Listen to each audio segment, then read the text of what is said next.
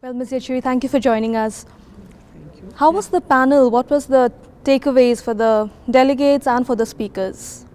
No, I think it was a very good, enlightening discussion because it's always good to interact with the private sector to see things from their perspective, which we, being in the government, at times take for granted. So the challenges and all, well, our jobs are secure, but how to confront the challenges is the issue.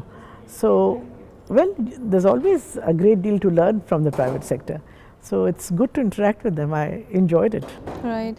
So what are the major challenges which railway is facing right now and how are you going about it? You see, it's a huge resource crunch.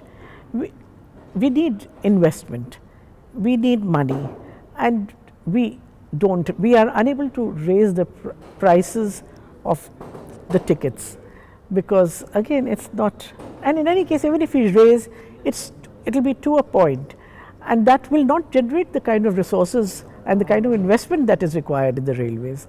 So we are looking at the private players also for investment, and some agreements our minister has been able to generate from LIC and other sectors and even the state corporations, so that at least we build and develop their areas.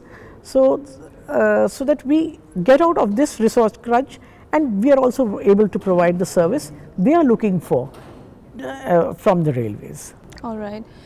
Is there any specific trend in the human resource which railway has observed? We have 13.26 lakh people working for the railways and another 13 lakh pensioners.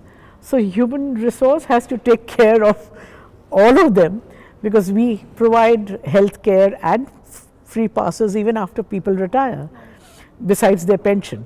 So we have a huge baggage to carry, and but the only thing is we are not we've not lost a single mandate since 74 strike because we have a very good and matured union. We have two recognized federations, we conduct elections and 95% of the staff vote for that. So that means they have the consent of the majority of the people. And then these federations take decisions and they have branches right till the bottom. So they cover the whole country.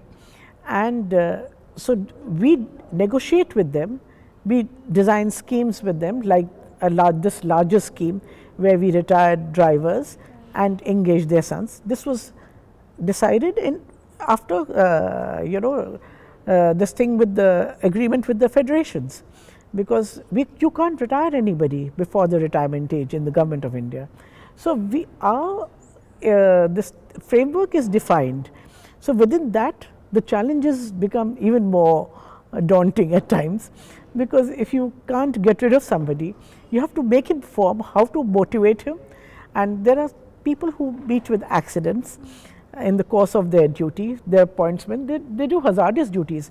In fact, the railways lose 1,800 gangmen every year by way of accident on duty, because they are trying to maintain the track or go on the track and the train they are unable to hear or they miss because of the cross movement of trains and they get killed. So this is a huge industry, but we are able to pull it on because we have this compassionate ground appointment. Then we automatically on priority that same month we employ this person's ward, ensure that the pension is given, and we take care of our staff like that. All right. If you could tell us a little about Laloo's era versus the current era. You see, the only difference between the Laloo era was that Mr. Laloo was keen that we should not raise fares, and he says if you can notionally reduce it by 1 rupee. That so the question of raising fares didn't arise. So what we did was to look for alternate sources of how to raise fares. So we thought of leasing out land and also building some malls somewhere along with the stations. He sent a lot of people on training abroad, so that we saw, on Berlin station, he said, just see if they can do it like this. Out the station, they have the mall, they have the offices, and they have a 5-floor station. So why is it that we can't do? So we were also trying to design similar stations and things. We privatized this catering on the railways, and not privatized, he gave it to a corporation, and so that they can do it more professionally and distribute, and also look for markets outside the railways. So they make their own profits, and yet we are able to get the best in the thing.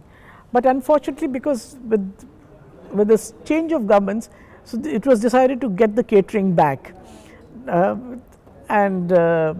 okay, but then IRCTC found other avenues. Then we started a lot of these PSUs, even this other agencies we've started, only to, because they have fewer encumbrances as compared to us if it's a PSU. But being in the government, we have our limitations, but we try and do the best we can. All right. What's the expectation from the investment side, and what's the level of initiative or involvement that you're looking? That is the huge challenge. Our minister, present minister, is whole hog into that. He's realized the problem, he's analyzed the problem, and he says unless we have investments in the railways, this will not solve a problem, because it's only we are only able to raise small amounts. So he says, okay, we've got to get investments through state governments, because every state, I enter parliament and I'm mauled by all MPs and state people that they want development in their state, and we are unable to do anything because we don't have those funds. So they are willing to invest. So then even the private sector, the corporates, he's trying to get around, and some public sectors also, so that by promising them that a fair return, and we should be able to tide over this crisis, we hope.